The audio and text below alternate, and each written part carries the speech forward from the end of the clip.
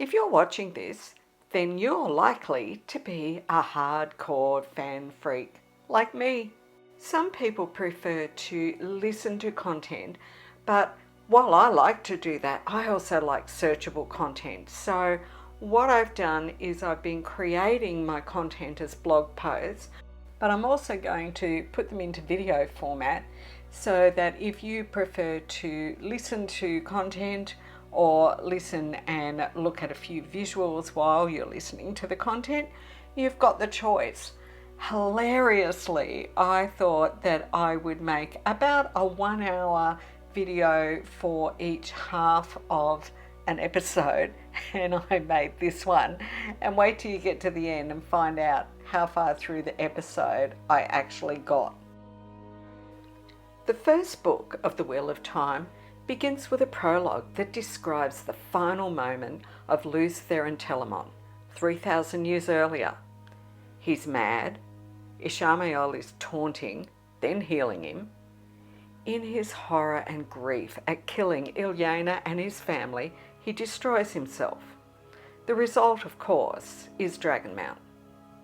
Notably, first-time readers are usually left confused when they finish the prologue and move into Chapter 1, 3,000 years later, without explanation. I know I was. The TV series opens with a brief exposition from the point of view of Moiraine Sedai, and we like to call this Moiraine-splaining.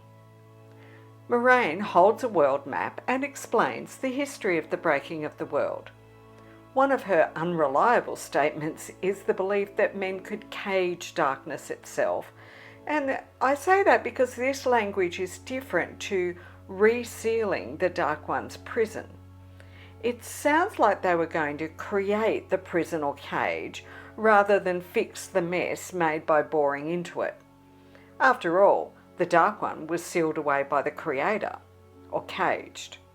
Importantly, it was Aes Sedai boring into that prison that created the need to fix the problem. It's not plain in the show how she knows the dragon is born again. However, in New Spring, we know that Moiraine witnesses Gitara Moroso's foretelling of his birth 20 years earlier. The eternal fight is between the dragon and the Dark One, and in some turnings, the dragon is turned to the dark. Interestingly, in these cases, the last battle is a draw, and so the wheel keeps turning. The only situation that will cause the world to end is the dragon losing. Arrogance. The world is broken. Many, many years ago, men who were born with great power believed they could cage darkness itself. The arrogance. While Lews Therin Telamon is described as arrogant by both Moradin and Megidian, the use of the word here by Moiraine in the opening scene of the show has been debated as incorrect. But whether he was arrogant or not isn't the actual question. It's the fact that he was perceived as arrogant. This makes the statement totally legitimate, as the histories will have portrayed him this way.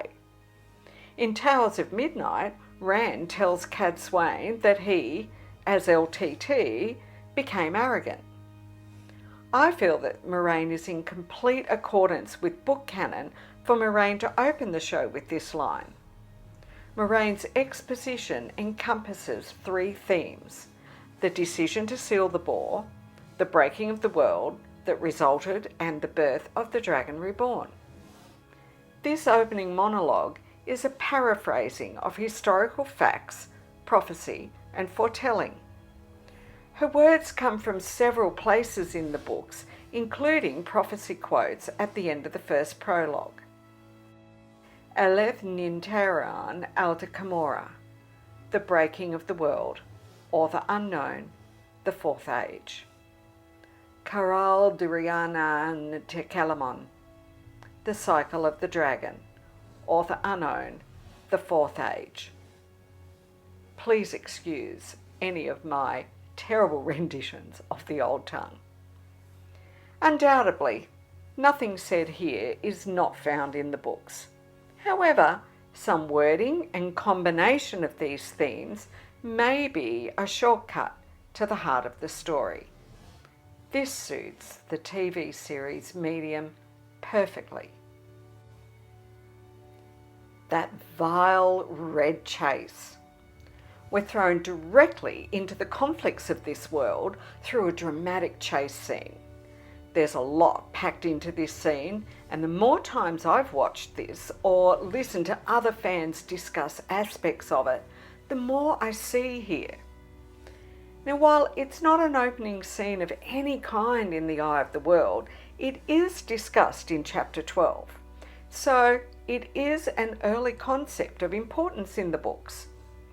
We learn that men who can channel will go mad and die, and that Red Arja hunts them to prevent another breaking of the world. It makes sense to start the show, in my mind, by instilling the importance of preventing this and the role of the Red Arja.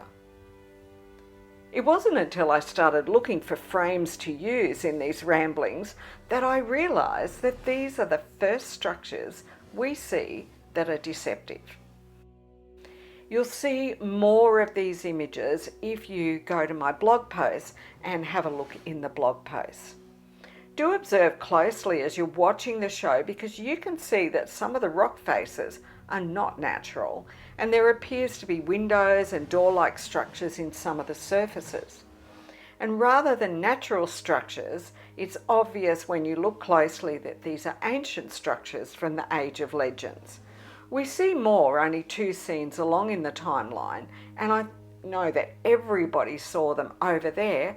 I just hadn't seen them in this particular scene so early. So back to the chase and catching of the men, or rather the single man. We're already well aware of how the madness from the corruption of Saidin can present as vivid hallucinations. Hence, this scene is not surprising to us as book readers, as we realise the second man is not truly there. I wonder how long this chase has been in effect, because we can see that well before the avalanche, the man is injured with blood coming from below his ears. I'm interested also to note that we don't see the weaves as Liandrin causes the avalanche, nor as she gentles him. It's an easy presumption that this is one way the show can give us POV. I'm often going to talk about POV, or point of view, as the book uses it constantly and brilliantly. The show can't always be so obviously from the POV of a character, so I feel there will be hints, and when we're in a particular POV, we may or may not see channeling happen. So if this scene is predominantly from the unnamed male channeler's POV, that's why we're not seeing the weaves. Now, the Black Arja influence. The vileness is well known to us as book readers. The practices of hunting and illegally gentling, and often outright killing, male channelers took place between 979 and 985 in book canon. Rand was born in 978, and the discovery of his birth by the Black Arja that began this pogrom, and at least 2,000 men and boys were killed, by the way. They are desperate to take the dragon out before he's discovered by the White Tower. And it's just as critical that they remove him before he becomes so powerful that he's a threat to them also. So we're given a time frame here when we see Moraine and Lan in the next scene heading to the 2 rivers, and the only real discrepancy is that this is later than 985. It's very effective though at showing how much danger Rand is going to be in, and it personifies that danger at this point in Liandrin. Liandrin and Elaida. Now, Elaida supported the vileness and is reported as seeing men who can channel as something filthy. Her reasoning is that they chose to reject the light by not resisting their desire to channel. It's interesting that she finds reasons anywhere she can to channel, yet feels that men should be able to resist. We're not 100% certain if Elida is going to be in the show at the time I'm recording this, so if not, it could be a hint that Liandrin may be merged with her, and maybe she won't be a dark friend. But look, that entire role could be given to Alviarin. But don't quote me as saying that this is what I believe. I'm just throwing it out as being possible. If we do get Elida, we can still understand, from a book perspective, where Liandrin gets her twisted view of the chicken and egg of men and the corruption.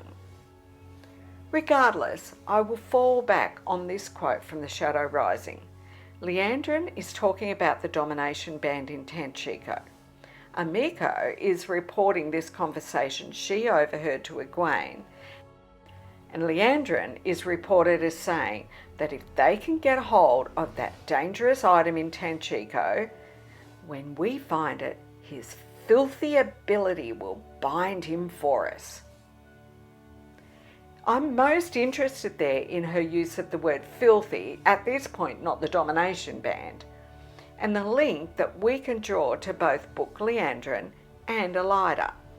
In the book, she calls the ability itself filthy. In the show, she calls the man filthy. I personally can't wait to see how Liandrin's character arc develops in the show. I believe that every single word in the TV series is deliberate. Is this another great TV example of an unreliable narrator that will unfold as the season progresses? Well, I have a feeling. Foreshadowing.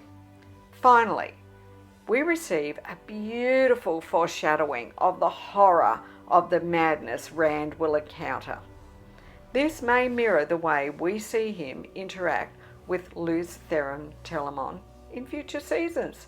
Oh, I can't wait to see how they portray this. Old blood runs deep. This entire scene contains 9 sentences of dialogue, and 4 of them have 3 words or less. Yet there is plenty to unpack. Prophecy. The quote from Lan is, "He was born 20 years ago, almost to the day the prophecy of the dragon reborn predicted." Now, we don't know of any prophecy that predicted the day the dragon would be reborn.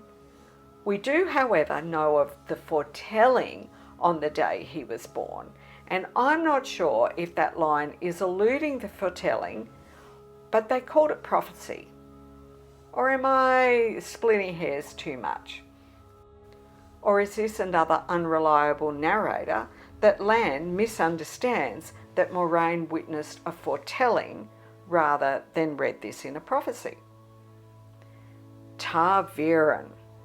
I was excited to see this word come into the first minutes of the first episode, literally.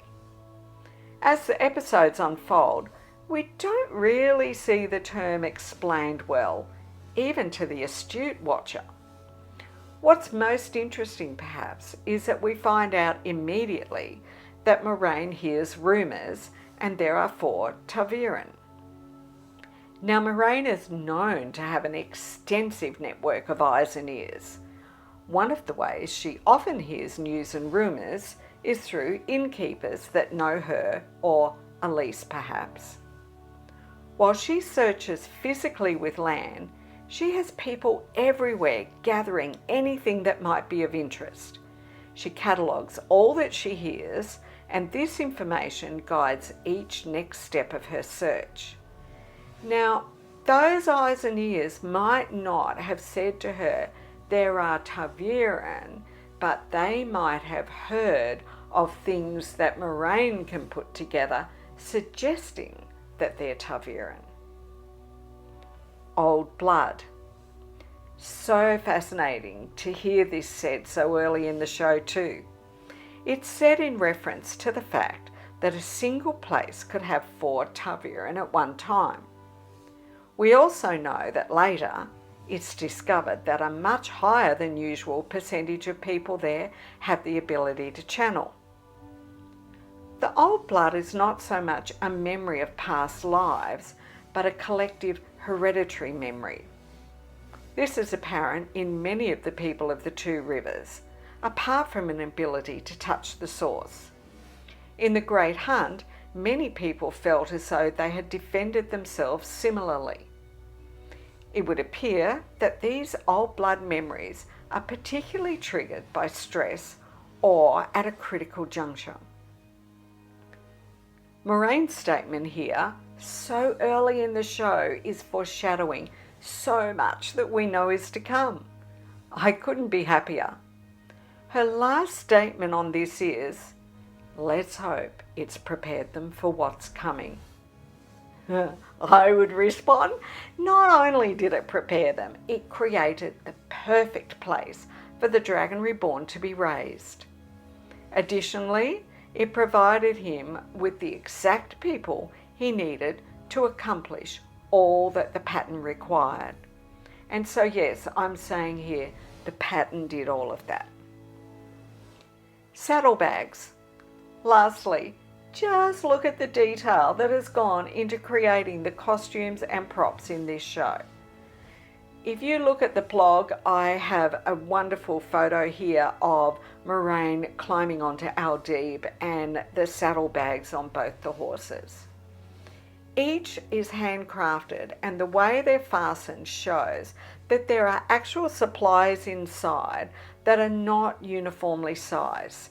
So each item, pocket and fastener has a purpose and a function, and every decorative addition has been thought through and adds to the authenticity. And I'd like to say that if you were to stop and describe every single bit you see in any one frame of the show that you freeze as a still, you would be doing a Robert Jordan level description of every detail. I love it. Paradise Lost. This scenery is stunning, and it provides a wonderful natural companion to what we've seen in the previous 3 scenes. We started with a monologue history of the breaking of the world and the Dragon Reborn. Notice how scene 2 bursts with action. So clearly this illustrates the urgency and seriousness of the situation for men who can channel. We just learned that men who can channel are dangerous, yet we see Lan and Moiraine passively observe what the Red Ajah do and turn to continue their own urgent quest. And finally, we complete the opening sequence of the first episode by showing just how broken the physical landscape is. Hence, the show tells us and then shows us in contrasting scenes the critical essence of the start of an epic tale. The first time I watched the episode, I immediately realised that these were skyscraper ruins. Yet I didn't realise until the end of the season exactly which ruins we're seeing. It's a thing of beauty to see the book ending of scenery by taking this scene in the first minutes of episode 1 and comparing it to the scene in the opening minutes of episode 8, the final episode of the season. They complement each other in a really pleasing way. The more you look, the more the detail becomes apparent, and I'll break those images down more fully when we eventually, hopefully, get to episode 8. What's in a braid? I don't believe Robert Jordan was necessarily thinking of children's fairy tales, and I've not heard anyone report finding the themes I'm going to discuss at times through my breakdown when they've gone through his notes. However, one of the themes we understand best about the Wheel of Time is the Wheel of Time turns and ages come and pass, leaving memories that become legend. Legend fades to myth, and even myth is long forgotten when the age that gave it birth comes again. As I understand it, We start telling fantasy stories to children for two main reasons. Firstly, as a way of teaching morals, the difference between right and wrong according to any given culture. This makes stories a building block for understanding the world as experienced by others. Thus, we have the concept, memories become legend which fade to myth.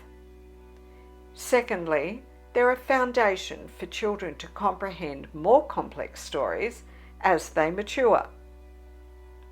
Children's fairy tales are so familiar that we quickly embrace a new story even if we don't consciously see the correlation. So, who has the biggest braid? Scene 4 centres on Egwene's initiation and the braiding of her hair in the show. I love this because it gives us some awesome background to the braid, but we know that the braid is far more significant to Nynaeve. I love that Nynaeve delivers these lines and I get excited to see the correlation to Rapunzel. Want to examine that with me? Rapunzel is surely the story of a girl who's locked out of reach of her own true power. She's plagued by self-doubt because surely if she were worthy, she'd be let out. She's a woman alone, yet her braid is both her comfort and her way out. If only she would realise that she already holds the key to the way out of the tower she's locked in. The darkness surrounds Rapunzel and she sees no light, yet her braid is with her. The braid is a symbol of pride, maturity, and belonging in the two rivers. Nynaeve battles the perception that she's too young to be the wisdom, and this is compounded each time someone, like Whitconga, undermines her. She responds by becoming even more determined to appear to be in charge. However, this results in outbursts of anger and even violence.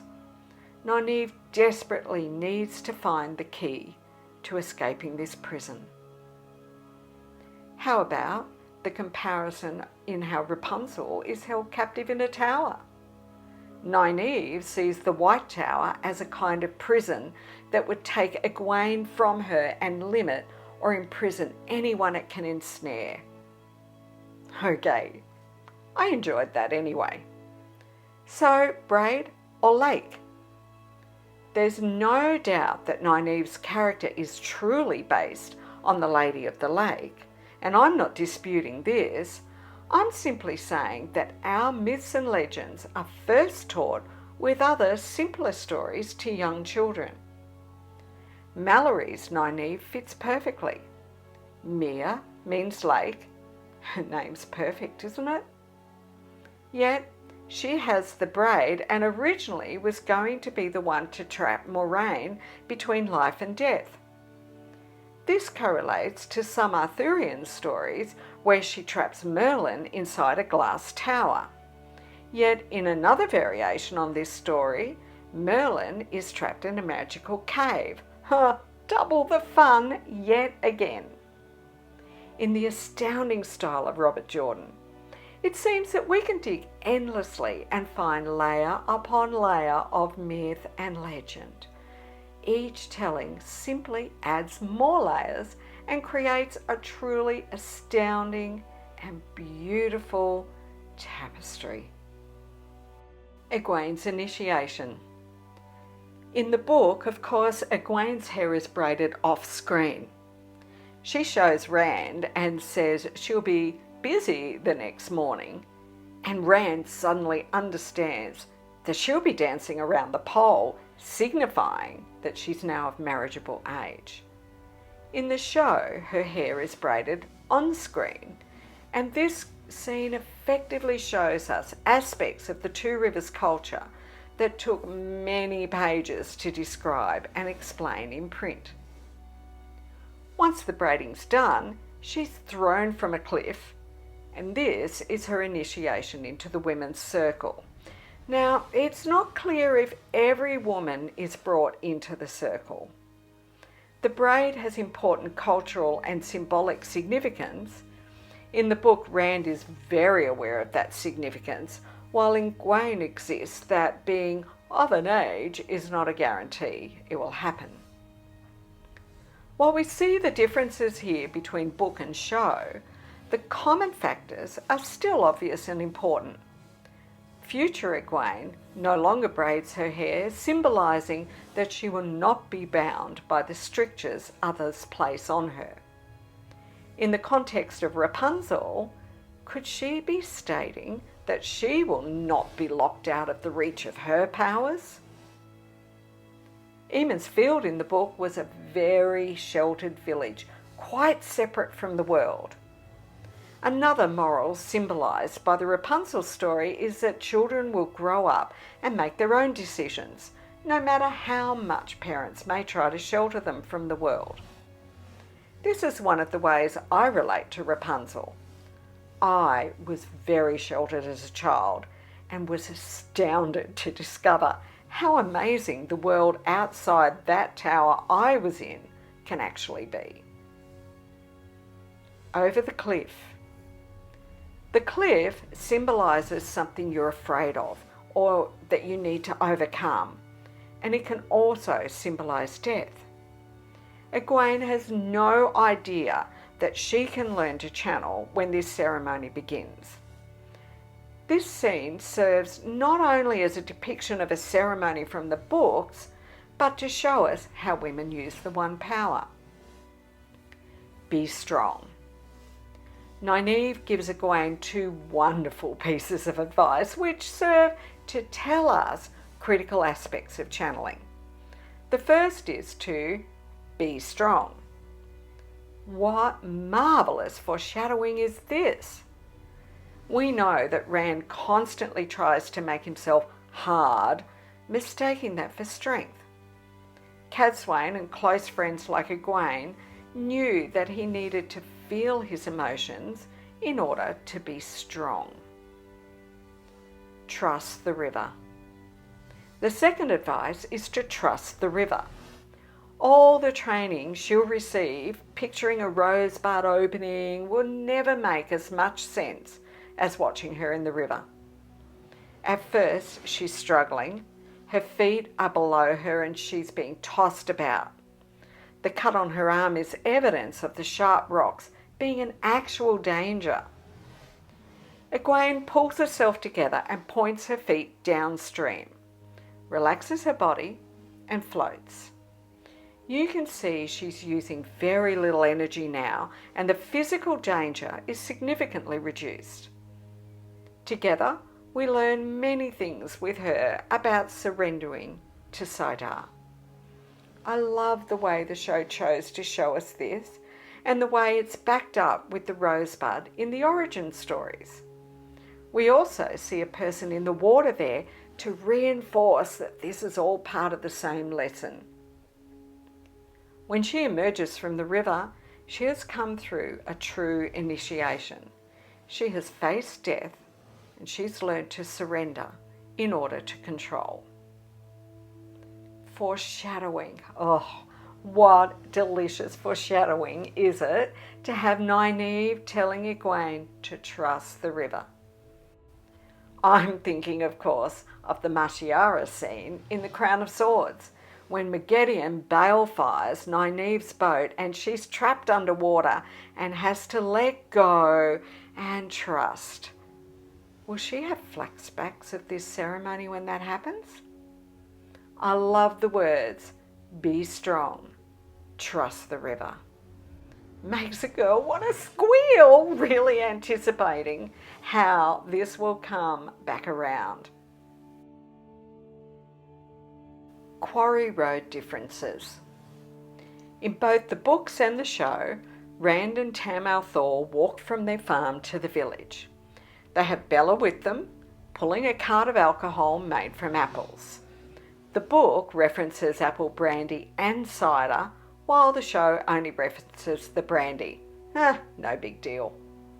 The difference we know is the missing fade in the show. In the place of Rand seeing the fade, He hears a stone falling and turns with arrow knocked and drawn to his cheek the way Tan taught him. Yep, that was a book quote. Notice he also hears wolves. Why didn't we see this somewhat iconic scene in the show? And did it detract from the story by its absence? I'm intrigued that my first thought is that seeing the Fade was such a show not tell scene in the books. Let's think it through a little further, however. It could be a good time to stop a moment and even read that passage again in the book. We have a description of the Fade's appearance: black, dull and ungleaming. The cloak is described and the cowl tugged well forward. That's a show moment. The rest of the description after this is Rand's internal reaction to this. The feeling of hatred for him in particular ways always stands out for me. This scene in the show takes just under a minute, while it takes 5 pages in the book. I've found the show breakdown episode podcast by Ali and Gus from Wheel Takes invaluable for the influence on how I've been able to think about each scene. It's well worth a listen if you're struggling with the adaptation to TV. While we see many instances where all our actors are great facial actors in this series, it would have been very difficult to get the full impact of the Fade across in the opening minutes of the show. We'd need to understand all the things Rand was feeling, including that he was looking directly into the Fade's eyes. The scene would have become long and protracted and may not have instilled enough sense of foreboding. Accordingly, then we would have needed the boys to have time to discuss this and who they have or haven't told, and it's more than just seeing Rand see the Fade on the road. It would have all added extra time and scenes into the content for episode 1, and we already had to pack so much in there. I'm not saying I'm glad we missed the scene. I would have loved it. The shivers you feel and the prickling in your own skin, oh, delicious.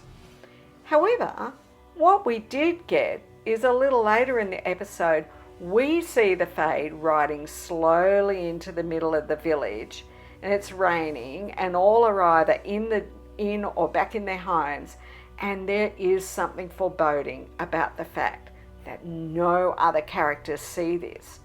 We, the audience, are now the only witnesses. Only we know that there's something out there.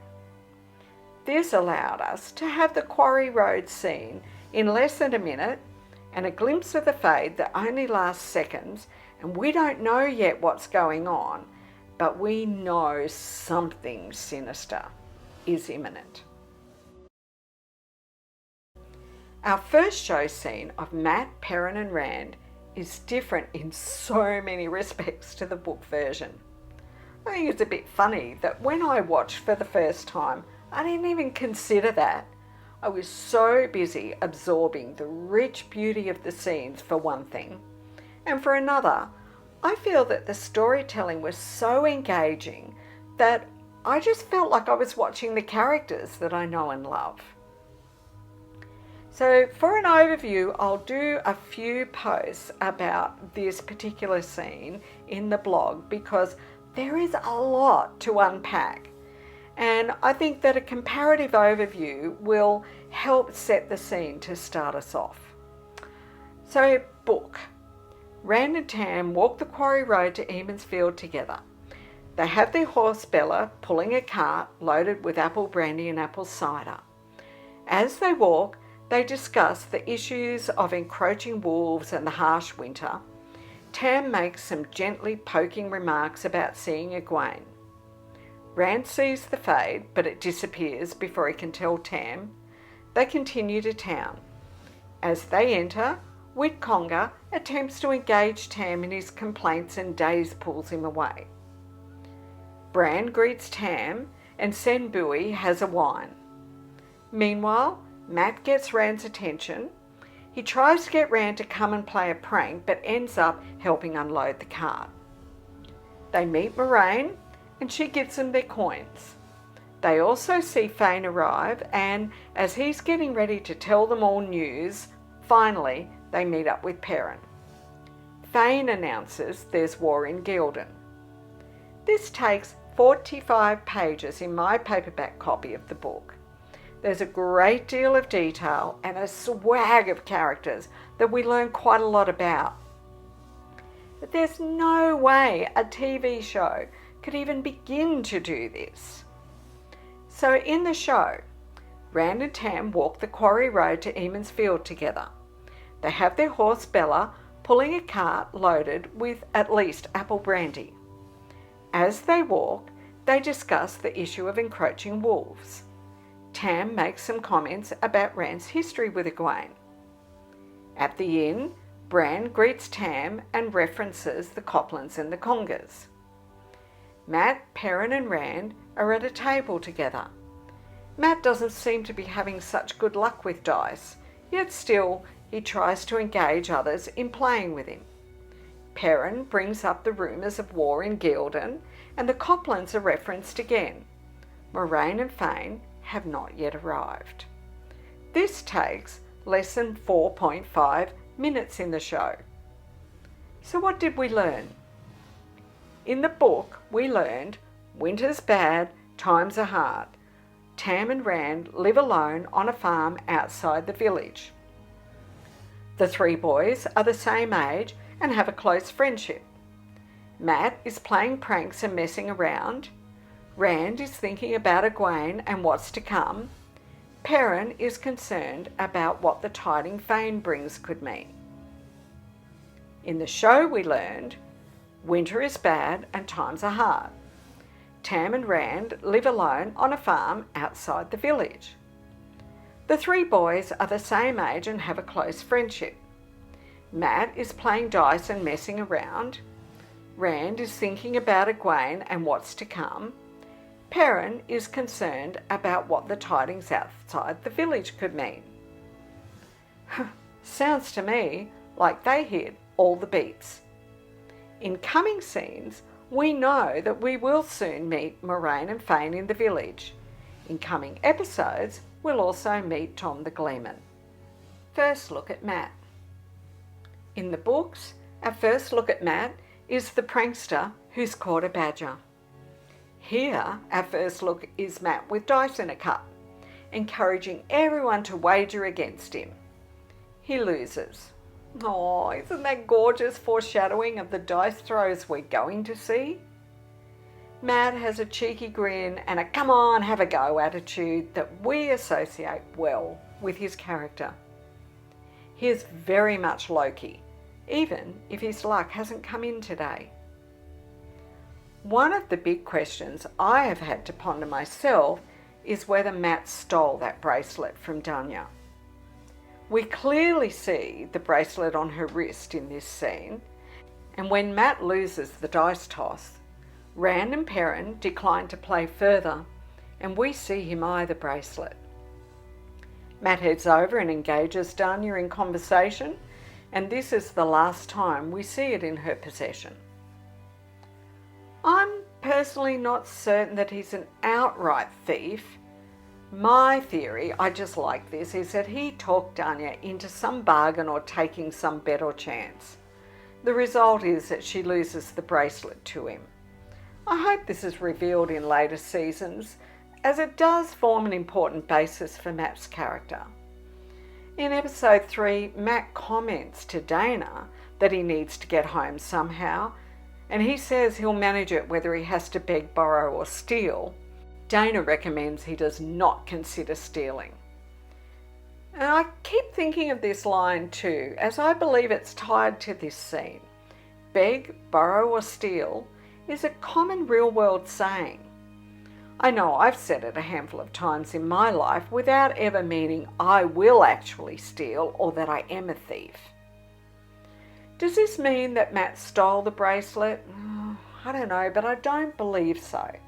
I know that Mat from the books will pull pranks swipe honeycakes from a windowsill, and even flower up dogs and let them loose.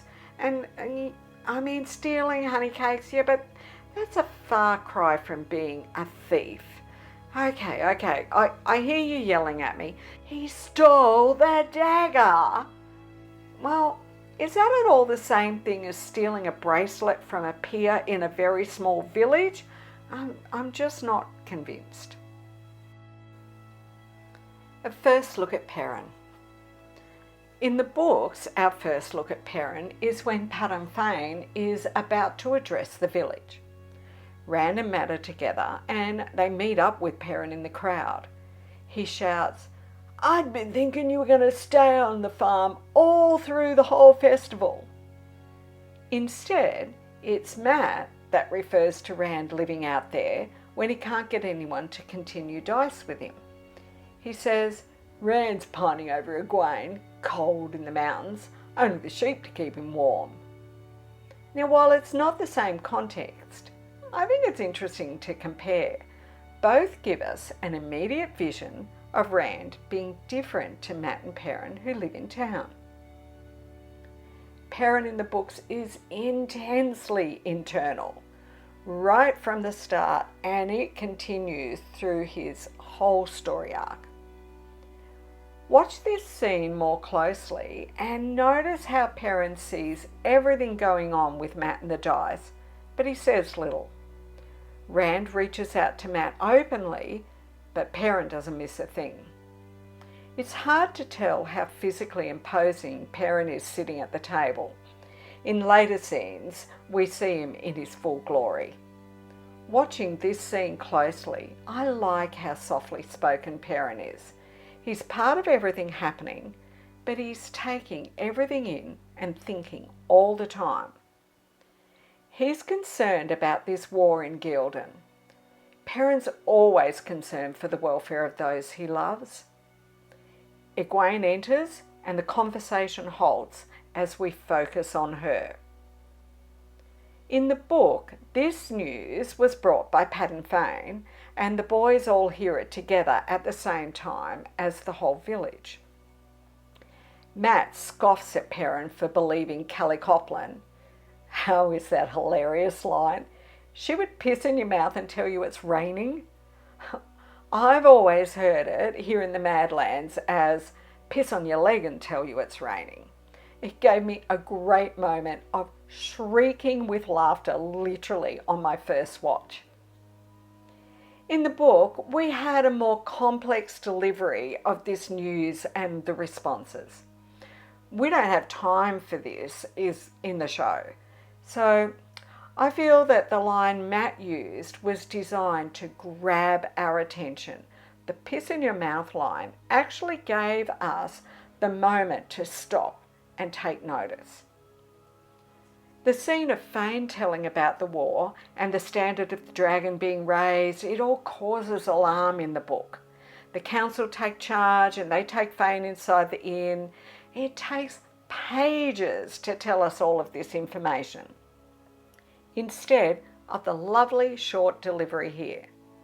I love how Book Mat tells of what he's heard about the Dragon Reborn coming in our hour of greatest need.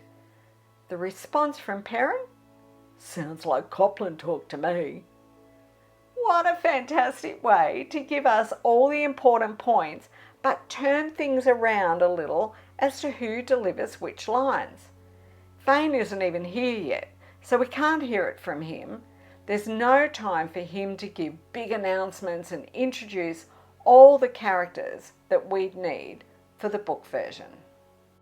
Bran Alvear and his daughter. We briefly see Bran as innkeeper helping Tam bring the cask of brandy in. Then we see him as Egwene's father. He's obviously concerned for her safety. Physically, Bran looks different to the description of him in the books. Look, I don't mind most physical changes between actors and book characters. I want to feel like the character I know is portrayed.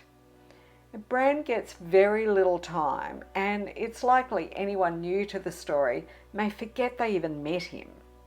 The first time I watched this, I noticed Bran was different, I didn't ponder much on it because so much happens as the episode continues. I noticed it more on my second and subsequent watches and started to feel sad that he didn't get a larger part here.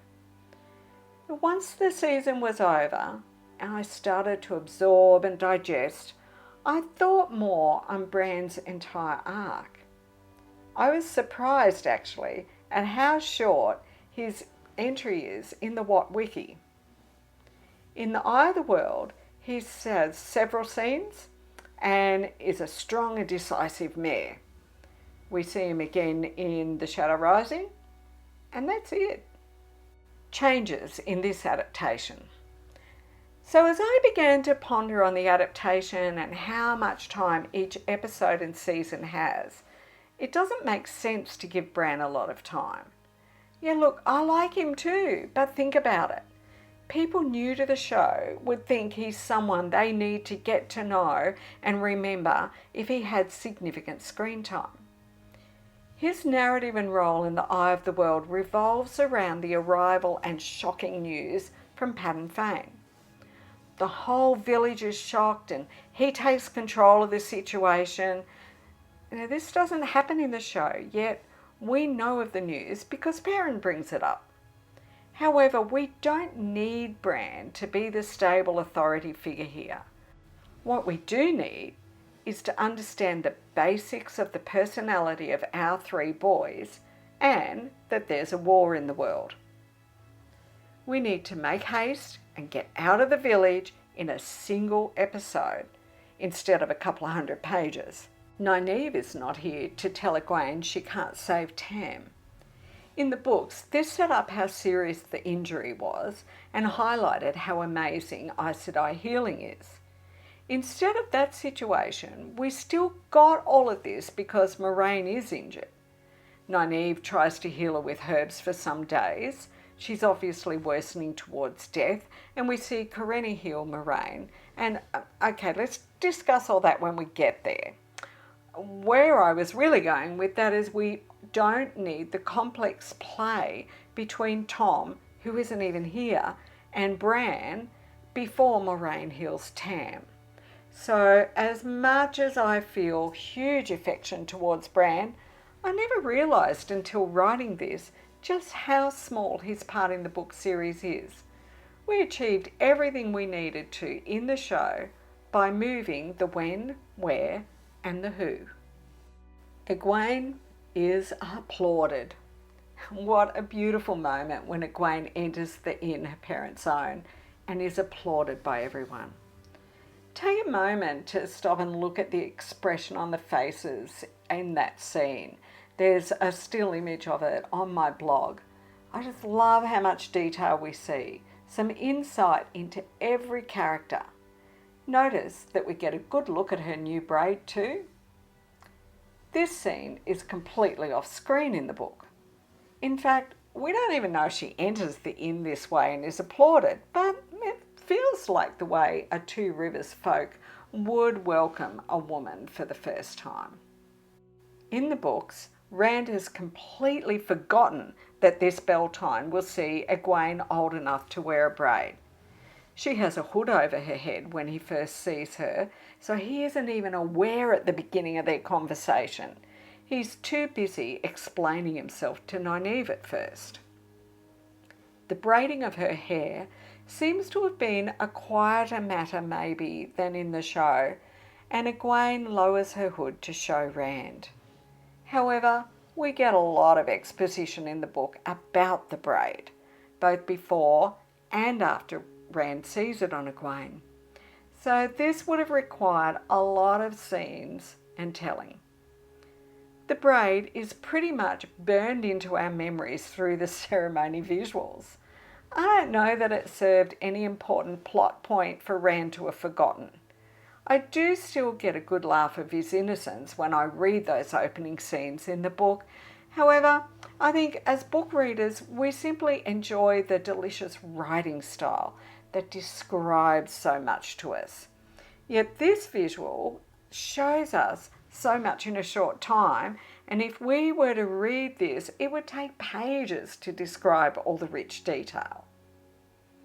What's in a grin? Egwene receives a gorgeous reception from a range of people, and her father is the only one that seemed apprehensive about the event. Except maybe a little for Nynaeve, who knows the most about the rituals and significance and danger for all. I love the expressive grin on Egwene's face as she walks in. Egwene has always wanted to learn everything she can, and she's obviously thrilled to pass the initiation rituals. Even so, she would have simply returned to serving the tables, accepting her responsibilities. Everything about her accepts what she has accomplished without being vain about it. Then look at the adoring expression on Rand's face as he watches Egwene enter. Everything about his face here embodies the Rand we know from the first books. In the book, when he first sees Egwene, even though her hood is still up, Nynaeve says he's staring like a moonstruck lamb. Yosha, you nailed it perfectly. Compare the expression on Rand's face to the one on Perrin's at the very same time. I get goosebumps seeing this expression. Honestly, Perrin and Egwene have a long history, and there is a lot of true affection between them. I would say that if Nynaeve saw that expression, it only fed into her belief that there was more behind his feelings. Does that mean I think the same? Nope. But he loves her and is proud of her for sure. Finally, compare the grin on Daisy's face as she sweeps Egwene off for a celebratory drink with the women. She may be a conga, but I loved her immediately. The look of surprise on Egwene's face is a delight as she realises she's being welcomed as an equal.